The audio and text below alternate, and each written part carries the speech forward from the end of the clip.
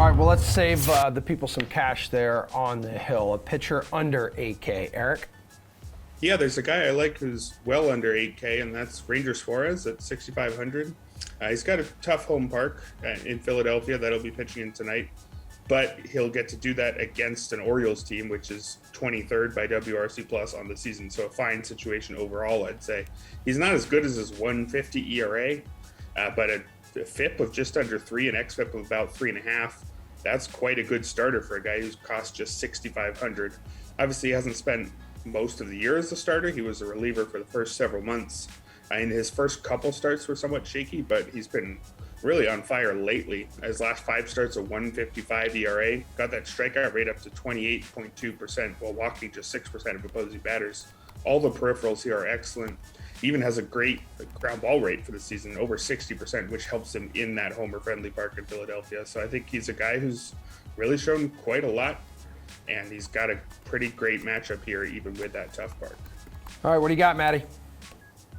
So Suarez is the guy. For tournaments, I worry about his ownership, but the matchup is so good and his price just really doesn't make a lot of sense.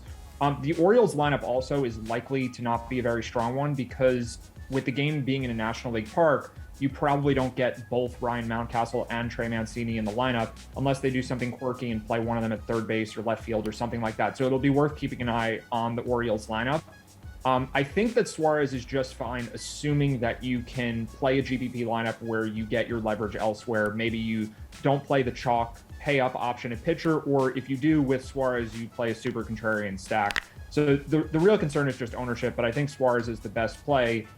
If you do want to pivot, though, John Means, other side of the game, I think also has some upside. The Phillies are a good offense, but again, JT Realmuto, who I've mentioned a few times recently, isn't playing catcher for them right now. So with him at first base, Rhys Hoskins on the IL, they're now playing 2 catchers, which really negates the value of Realmuto. It's not a very strong lineup. And if Means gets the win, it means Suarez doesn't. So with Suarez at 60% ownership, probably something like that, Means probably 6%. There's a lot of leverage to be had with that win bonus, and I think Means could do well. So if you want to pivot, John Means is probably the best guy there.